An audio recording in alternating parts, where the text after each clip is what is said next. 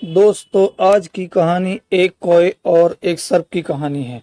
एक जंगल में एक बहुत बड़ा पेड़ था जिस पर एक कौवा और उसकी पत्नी दोनों घोंसला बनाकर रहते थे।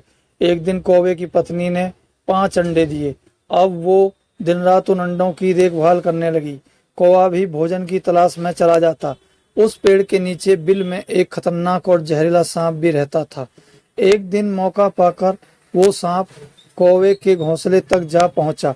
उस समय घोंसले में कौवे की पत्नी अपने अंडों की देखभाल कर रही थी। जब उसने जहरीले सांप को देखा तो उसने अपने अंडे बचाने की खूब कोशिश की, लेकिन वो सांप से अपने अंडे नहीं बचा पाई और देखते ही देखते सांप कौवे के सभी अंडे खा गया। जब कौवा वापस लौटा तो उसकी पत्नी ने रोते हुए कौवे को सारी बात बताई। वे दोनों अब बहुत परेशान थे क्योंकि अगली बार भी उनके साथ ये ही होने वाला था। इसलिए कौवे ने उस जहरीले सांप को सबक सिखाने की एक योजना बनाई। अगले दिन कौवा राजा के महल में गया और मौका पाकर रानी का हार चुराकर उड़ने लगा। ये देखकर रानी जोर जोर से चिल्लाई, अरे अंगरक्षकों, पकड़ो उस कौवे को, देखो मेरा कीमती हार चुरा कर ले जा रहा है। कैसे भी करके मुझे मेरा हार वापस ला कर दो, नहीं तो मैं तुम सबका सिर कलम करा दूंगी।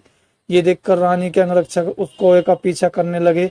कौवा अब आगे आगे और अंगरक्षक उसके पीछे पीछे। थोड़ी देर बाद अंगरक्षक एक घने जंगल में पहुंच जाते हैं और तभी उन्होंने देखा कि उस कौवे ने रानी के हार को एक बड़े से पेड़ के नीचे बने बिल में गिरा दिया है। उस समय वो जहरीला सांप उस बिल में सो रहा था और जब अंगरक्षकों ने बिल में से हार को निकालने की कोशिश की तो सांप पर नजर पड़ी। सांप ने भी बिल से बाहर आकर अंगरक्षकों को डसने की कोशिश की, लेकिन सबने मिलकर लाठियों से उस जहरीले सांप का काम तमाम कर दिया। इस प्रकार उस दुष्ट जहरीले सांप का अंत हुआ। यह देखकर कौवा और उसकी पत्नी बहुत खुश हुए और अब वो